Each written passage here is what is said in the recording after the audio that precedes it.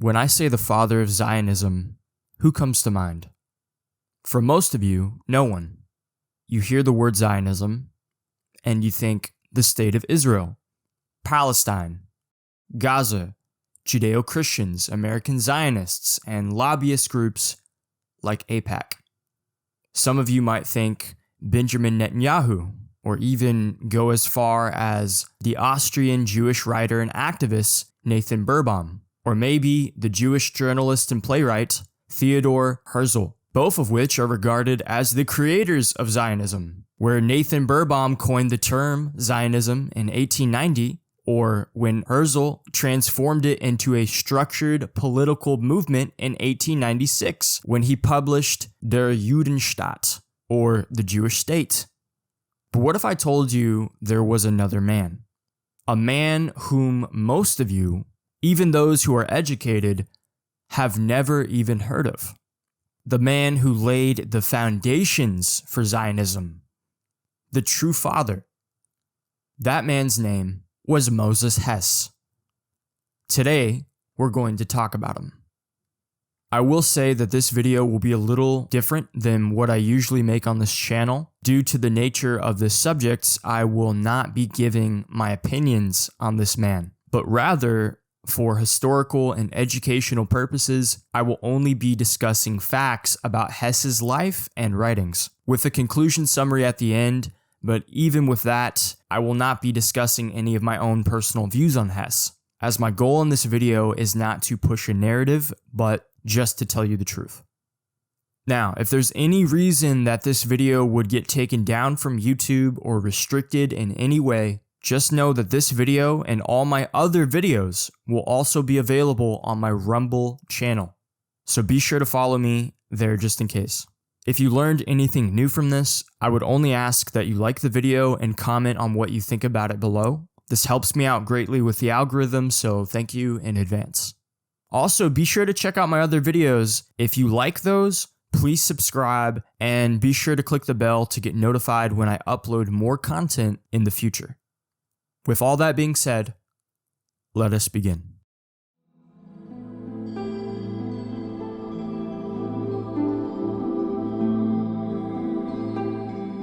Moses Hess was a German Jewish philosopher, journalist, and early socialist thinker who played a pivotal role as a precursor to modern Zionism, often called the father of labor Zionism, for blending socialist ideals with Jewish nationalism. Born Moritz Hess on June 21, 1812, in Bonn, Germany, to an Orthodox Jewish family. Hess was the son of David Hess, also referred to as David Tibli Hess in some genealogical records, likely honoring his grandfather, the chief rabbi of Mannheim. David was an ordained rabbi but never practiced the profession, instead pursuing business ventures. In 1817, when Moses was 5, David relocated the family from Bonn to Cologne, Germany, where he owned and operated a grocery store and a sugar refinery, becoming a prominent figure in the local Jewish community. David died in 1851, leaving an inheritance that Moses controversially used to marry his longtime companion, a former prostitute named Sybil Pesch, whom he had met in the 1840s during his revolutionary activities in Germany. Sybil was a German actress and former prostitute of Christian Protestant background. She became his common law partner for over a decade, accompanying him through exile in Belgium, France, and Switzerland amid political upheavals. In 1854, Hess controversially married her in a civil ceremony in Paris, defying Jewish communal norms due to her non-Jewish status and past, allowing her to share his name as Sybil Hess. Moses and Sybil did not have any children. They remained devoted until his death, though rumors persisted of her brief affair with Moses' friend and fellow socialist Friend Engels during a smuggling escape from Belgium in 1849. From 1853 onward, the couple primarily resided in Paris, settling on Rue Vanneau on the left bank, with brief interruptions for travel and exile. In poverty, they relied on Hess's sporadic journalism for German, Swiss, American, and French outlets, like Chicago, Illinois' Staatszeitung, Archive Israélite de France, and Le Monde Mécanique. Hess immersed himself in natural sciences to ground his utopian ideas, sympathized with progressive causes like Italian unification, and befriended Ferdinand Lassalle. In 1861 to 1863, under political amnesty, they returned to Cologne, Germany, where Hess reverted to his Hebrew name, Moses, amid rising anti-Semitism, cooperated with Ferdinand in founding the General German Workers' Association, and published his seminal Zionist work, Rome and Jerusalem. Back in Paris by late 1863, Hess joined the International Workingmen's Association, opposing figures like Proudhon and Bakunin to preserve worker unity. The Franco-Prussian War disrupted their life again. Hess was expelled from France in 1870, fleeing with Sybil to Brussels, where he penned an anti-Prussian pamphlet, Une Nation déchue. They returned to Paris post-war, where Hess began his last and unfinished book, Die Nämliche Staffelier. Their joint life centered on mutual support amid financial strain, Sybil managing household hardships while Hess wrote until his death from a heart attack on April 6, 1875 at the age of 62. Posthumously, his widowed wife, Sybil, edited and published some of Hess's works, including editions of Rome and Jerusalem and other unfinished writings, preserving his legacy as a devoted supporter until her death in Paris on December 15, 1901.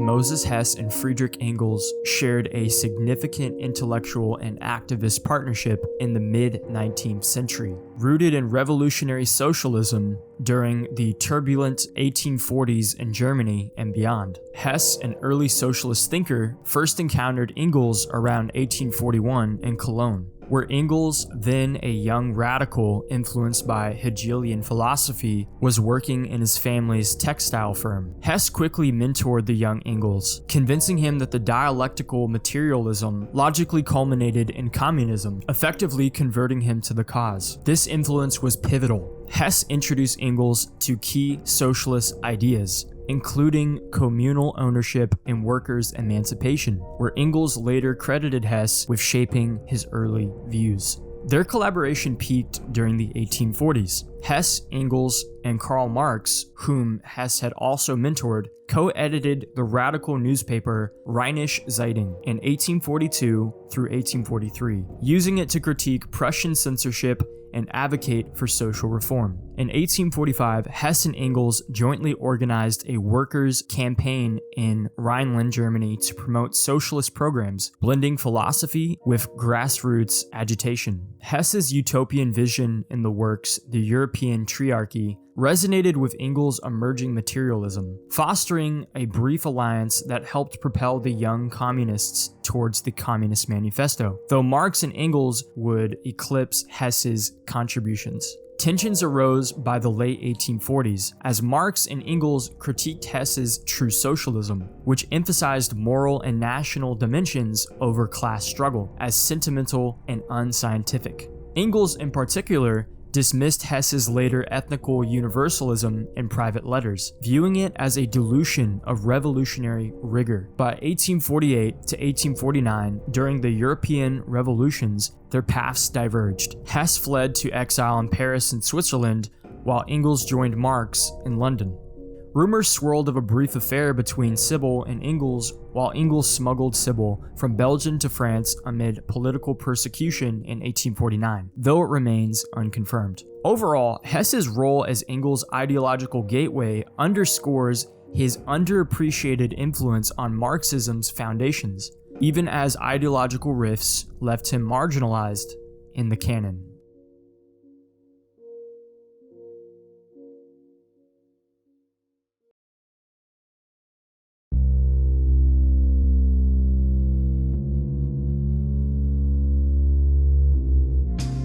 Initially, Moses distanced himself from his religious roots, embracing secularism and becoming a key figure in the development of revolutionary socialism in Germany. He influenced prominent thinkers like Karl Marx, Friedrich Engels through his early writings such as The Holy History of Mankind, but later clashed with them over ideological differences as Hess grew more attuned to Jewish particularism.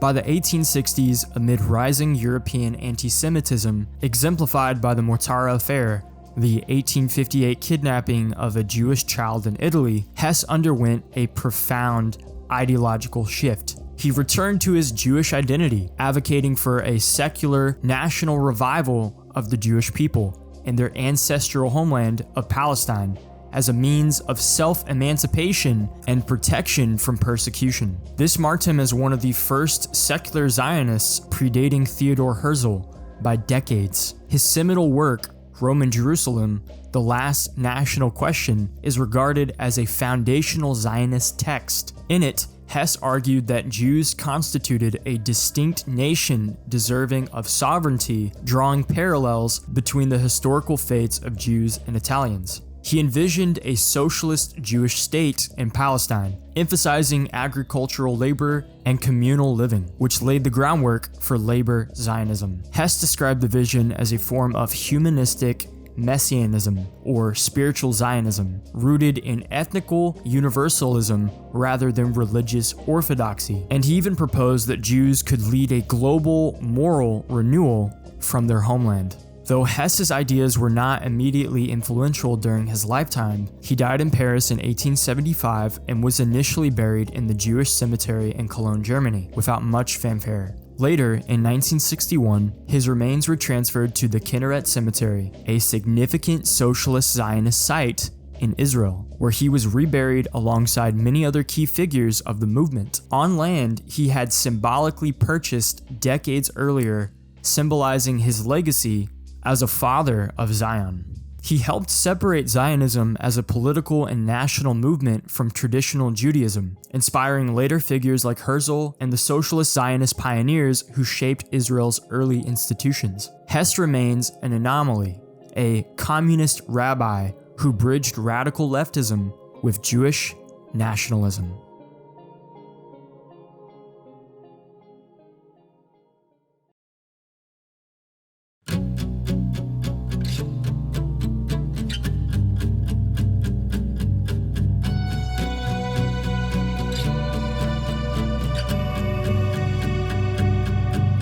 Moses Hess's Roman Jerusalem is a seminal work that blends philosophy, history, and political advocacy, framing the Jewish question as the final unresolved issue of European nationalism.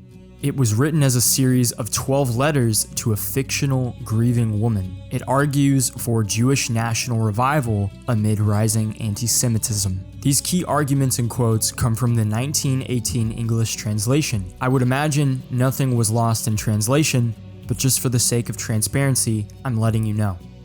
Now, let's go through these.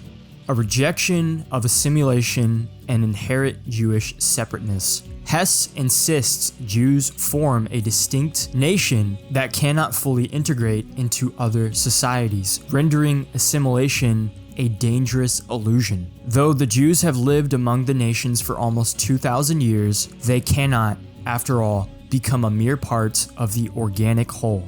The new Jew, who denies the existence of Jewish nationality, is not only a deserter in a religious sense, but also a traitor to his people, his race, and even to his family.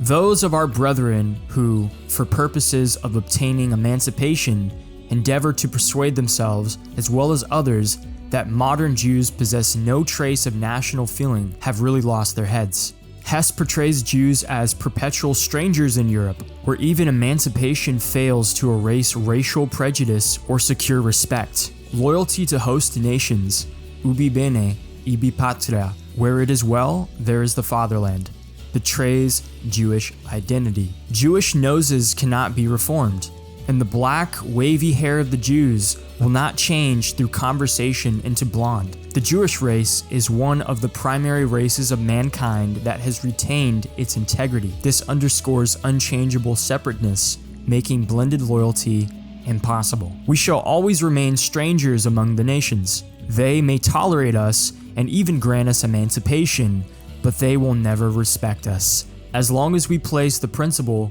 ubi bene, ibi patria above our own great national memories. Loyalty to a Jewish nation and a call for Palestine. Hess revives Jewish national consciousness tied to the Holy Land, demanding sacrifice of diaspora comforts for homeland revival. This implies exclusive allegiance to a future Jewish state, where Jews would build a socialist society through labor and self-rule. A thought which I believe to be forever buried in my heart has been renewed in me anew.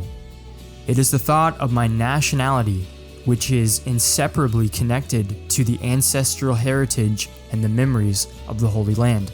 Everything that reminds the pious Jew of Palestine is as dear to him as the sacred relics of his ancestral house. Hess proposes concrete steps like land purchases in Palestine, agricultural colonies, and international diplomacy to establish a Jewish state, framing it as the last national question, where Jews redeem themselves by becoming producers rather than parasites in exile. He writes of Palestine as a site of spiritual Zionism and messianic renewal. The book culminates in a particular call for Jewish people to become separatists of every nation, while creating their own by the colonization of Palestine, starting with land purchases, agricultural schools, and settlements funded by Western Jews and protected by powers like France.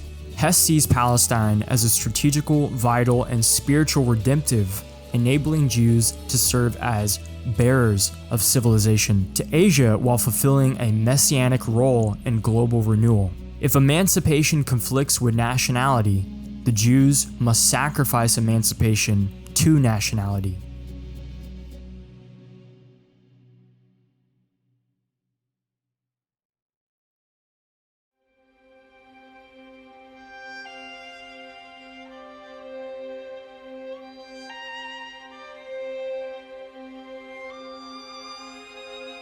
In closing, Moses Hess stands as a pivotal yet paradoxical architect of Zionism's intellectual foundations, a socialist revolutionary who, disillusioned by Marxist universalism, forged a vision of Jewish national revival that bridged universalism with particularist self-determination. From his early utopian tracts like The Holy History of Mankind to the prophetic urgency of Roman Jerusalem, he urged Jews to colonize and reclaim Palestine through labor and sovereign statehood, scorning assimilation as a path to perpetual estrangement. Ignored in his penurious exile in Paris until his death in 1875, Hess's blueprint nonetheless germinated the secular socialism that propelled Herzl's diplomacy and labor Zionism settlements, forging Israel's 1948 birth through waves of displacement and conflict. Today, that legacy manifests in the Israel-Palestine conflict, where the drive for Jewish self-determination has intertwined with territorial expansion, fueling the protracted Israel-Hamas war that has claimed over 66,000 Palestinians' lives in Gaza alone, mostly civilians